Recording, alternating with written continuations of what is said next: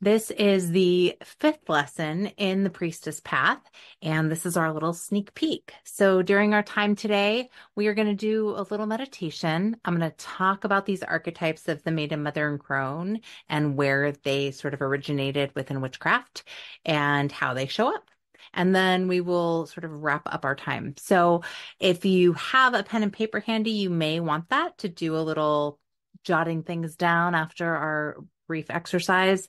And then you'll have some information for yourself if you want to continue to work with these archetypes beyond this time. So, you probably have seen the triple moon symbol at different points if you have been exploring witchcraft for any period of time, and that is the crescents on either side of the full moon symbol. And this is supposed to symbolize the Maiden, Mother, and Crone, or it does symbolize the Maiden, Mother, and Crone. And I will talk more about that and its relationship to witchcraft in a few minutes. But to start off, what I'd like to do is just do a little exercise to check in with yourself around what your relationship to these names are. So I'm not even going to say archetypes because we all have different ideas about what the Maiden, Mother, and Crone are, how those show up for us in our lives now, how they live inside of us, and how they might be showing up in the people around us. So to get started, we're just going to close our eyes, soften our gaze, whatever's most comfortable for you. You might get your feet on the floor beneath you. And then begin to tune into the rhythm of your breath.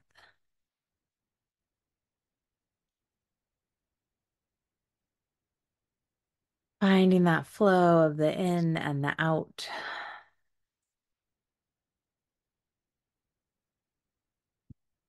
Letting that be your anchor point in your body here.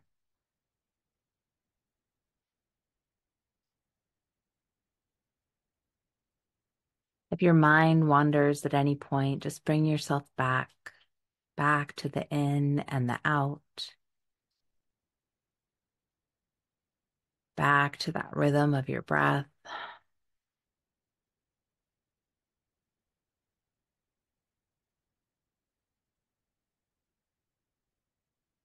And as you breathe, you might notice that your muscles begin to relax. Your form grows a little bit heavier here, landing a little more firmly in your seat, sinking a little more deeply into the support of your chair, your couch, your bed, the floor, wherever you might be in this moment, letting yourself just be held and supported.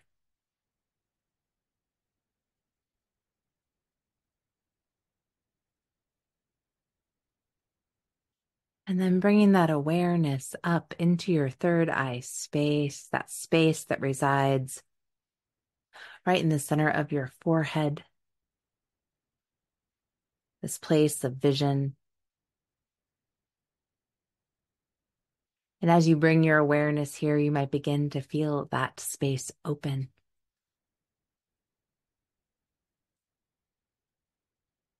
And as it opens, I'd like you to begin to see the word maiden in your mind's eye.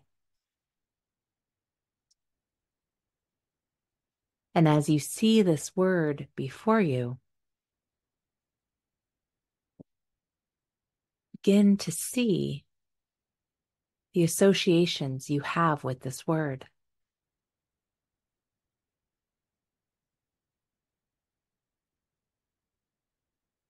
Perhaps qualities pop into your mind.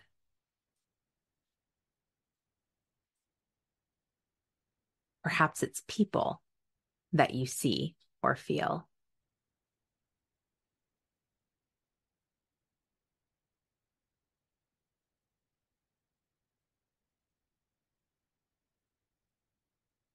Or perhaps it's your younger self.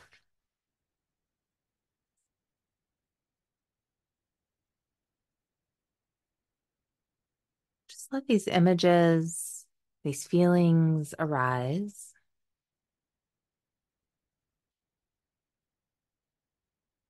If it is people you see, really take note of who those people are, past or present.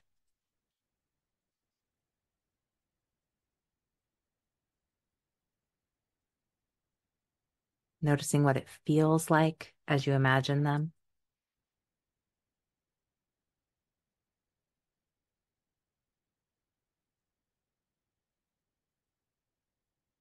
Breathing in and breathing out.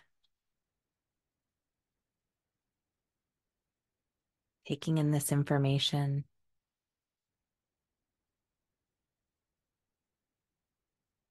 And then take a big breath in.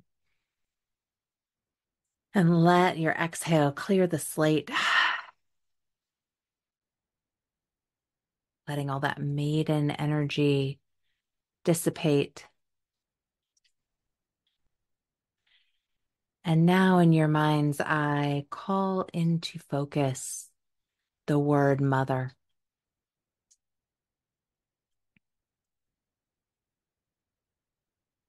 And as you bring this word into focus, begin to notice the associations that you have with this word.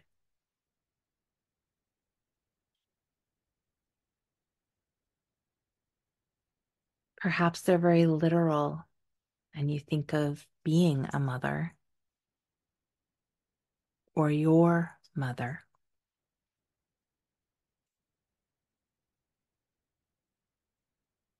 Or perhaps instead there are qualities that come into your mind, or people who come into your mind.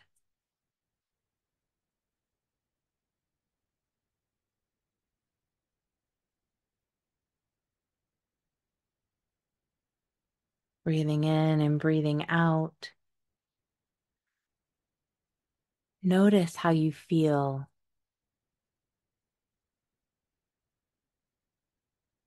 as you explore and experience the word mother in your mind.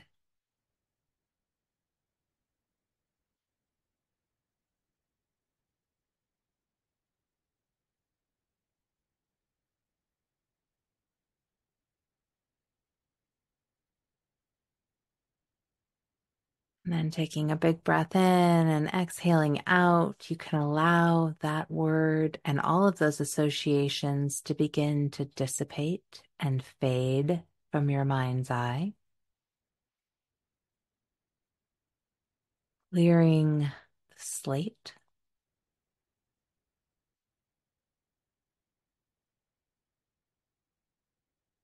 And then invoking that word crone, envisioning it, seeing it.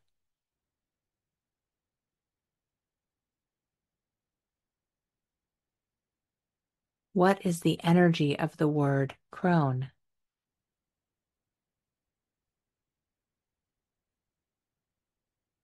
What associations do you hold with this word? Who are the people that come into your mind?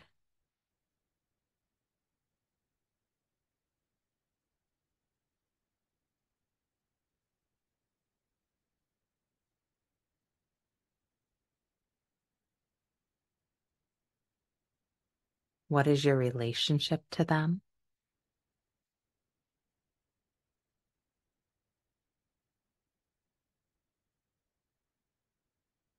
What is your relationship to this word within you?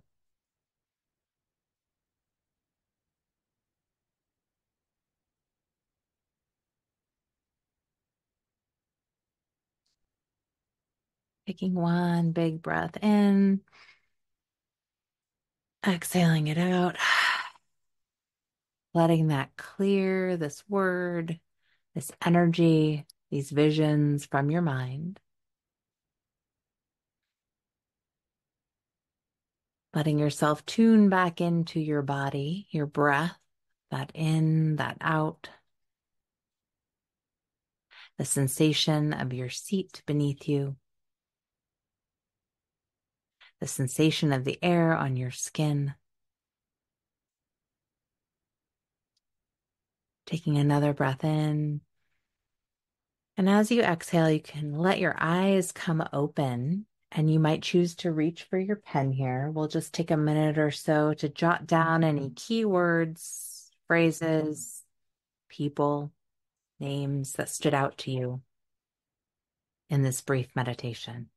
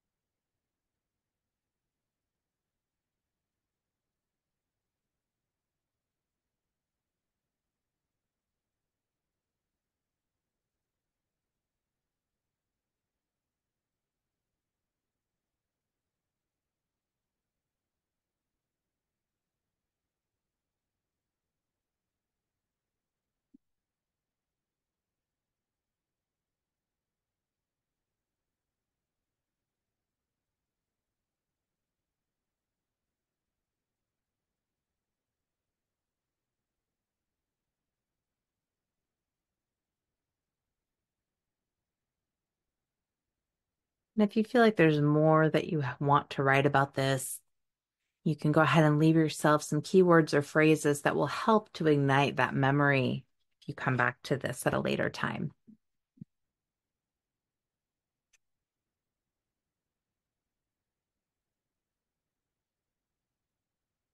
And then we'll go ahead and set your pen down and get comfy because I have a few things to tell you about. So, the Maiden, Mother, and Crone are often spoken about as this ancient construct around the goddess energy and around women's cycles in life, what we move through in our life cycle. So what's true is that the maiden, mother, and crone within witchcraft actually didn't really come into play until that neo-paganism era of the 1970s. That's when we really started to see this story about the triple goddess showing up. And even historically, when you go back and look at different goddesses who have different features, who might be considered triple goddesses, it is not young, middle-aged, and old. It's not maiden, mother, and crone you see in them. It's different aspects of things. Like, for example, Brigid, the goddess Brigid, is the goddess of the forge, the goddess of the well, and the goddess of poetry. So she is a triple goddess, but she is not a triple goddess that is represented by three facets of life. She has these aspects that are really tied to different energies, different things that she is sort of connected to. And this is true for almost all of these triple goddesses that we see when we look back historically. So it's just important to note that this idea of the maiden, mother, and crone and the triple goddess really come out of a much more recent time period than this ancient history, pre-Christian religion that so often it gets tied to. This concept gets tied to. So just to note that. But what's really cool about the maiden, mother, and crone is that these are archetypes and they are stages of life that we will move through as women. And one of the criticisms of this idea of the life cycle is that it's very tied to menstruation. And obviously, menstruation is a really different experience for different women. And so it's difficult to necessarily tie that to our lifespan. In addition, not everybody's going to be a mother in the traditional birthing children sense. So there's that as well. But when we look at this archetypally and we look at the energy that each of these archetypes carry, we can really tie that to ourselves and note that we are actually carrying the maiden, mother, and crone within us at any given time.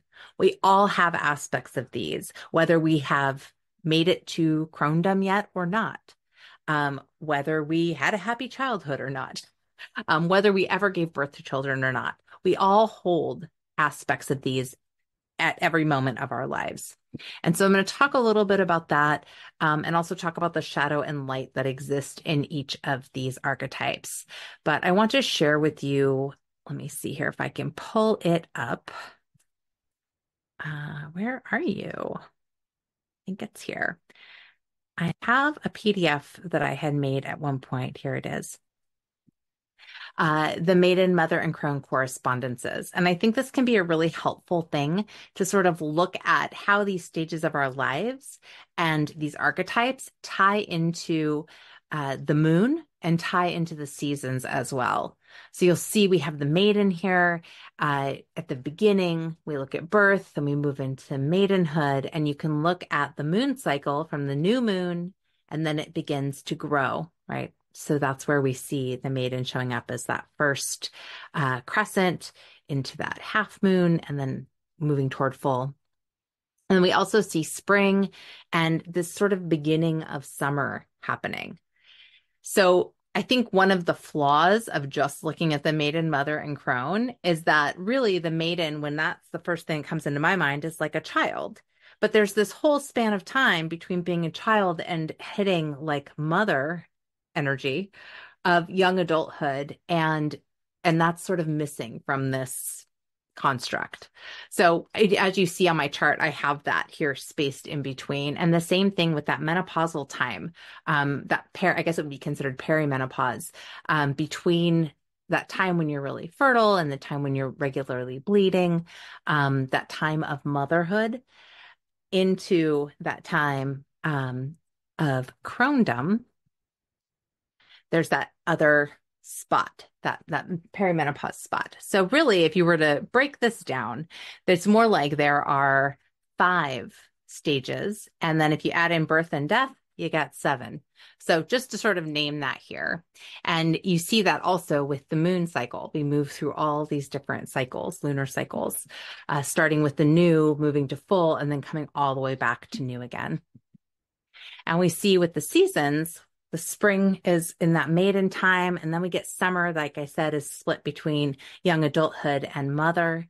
And then the mother energy, often associated with summer because of the abundance and growth, also tags on to fall because that's a time when we start to have harvest. So that's also tied to that mother energy. And then the crone has partial fall because we're harvesting, things are dying away, and into winter, which is that time of sort of quiet reflection. Things are resting. Anyway, this is just kind of a cool chart to help you visualize this idea of the maiden, mother, and crone. So when we think about these energies, we can think about how they have many different qualities and that there is this shadow and this light aspect. So if we're going to take the maiden, for example, you might think of her as being creative and playful, but you also might think of her in a more shadowy place as being ungrounded or naive, really having that naivety, and not always in a positive way, right? Because that can be dangerous territory. When you don't know what you're doing, you can get yourself in a lot of trouble. So you can also think of the maiden energy as having a little bit of trickster energy, that playful trickster vibe, which can go either way. So those are some of the aspects that you might be thinking about in terms of maiden. And if you were to sit down and make yourself a list of all the attributes you can think of maiden, you would see what we might consider more light and more shadow, and how there's sort of this spectrum happening. When we move into the mother, we might think of her as being nurturing, right? The mother is nurturing. She has this unconditional love. But on the flip side of that, she can also be overbearing and controlling. So again, shadow and light, shadow and light. And when we think about the crone, we might think about the crone as being senile on the shadow side, losing their wits as you move into older age. Or you might think about them as being extremely wise. And that is that flip side, again, shadow and light. And so I would really encourage you, if you want to continue to play with these archetypes, to make those lists, to start to look at, and you might have already done this as we were visualizing. You might have noticed how this person shows up for me as mother, but so does this person, and they have very different attributes. Or maybe you saw that there was a general theme that ran through each of those archetypes when you were visualizing them. And that, for you, maybe the mother archetype is really, really nurturing or really creative. Or maybe it's the polar opposite of that. But it's important, I think, when you're working with these archetypes to look at what comes up for you and then how is that showing up for you in yourself, right? Because like I said, we're carrying all of these energies around us at all times. So to play with this, again, shadow and light, look at both. You can also look at where you're at in your lifespan and what you have gleaned from each of these. We're all going to have had different experiences as children. And so we're all going to have a different experience of what it meant for us in that time period of being maiden. And yet, all these other aspects of the maiden energy might show up for us in other ways as we move into that mother stage, or as we had moved into young adulthood, or as we move into perimenopause, or into our cronedom. So again, just playing with and working with these energies because they become your allies. And really, at the end of the day, we all have relationships with people in our lives who fill these roles, and all have different relationships with these different aspects. And sometimes when we start to look at how they're showing up for us, that information inside of us can start to heal some of these relationships. Because not all of us have great relationships with our mothers or our grandmothers or the people who took those roles on in our lives. Not all of us have great relationships with our children or with our inner child. And when we work with these archetypes, we can start to heal those relationships and we can start to really grow them in positive ways and learn what attributes we can pull on as our allies. So that is why the Maiden, Mother, and Crone show up in the Priestess Path. And I hope that this has sparked some interest for you so that perhaps you start to look at these elements inside of yourself. So that is what I have for our chat today. Again, it's very short. I do have a Maiden, Mother, and Crone free class that's an hour long, and it can be found over on my website, wisewomanwitchery.com. So if you're interested in learning a little more, maybe doing a little more meditation on this, that is accessible to you over there. And that handout I just showed you, that PDF, is part of that class, so you can pull that as well. So I thank you for being here today and for catching this on the replay. Thanks for checking us out and taking some time for yourself. And I will plan on seeing you all on Wednesday when we come back together for our next chapter. See you then.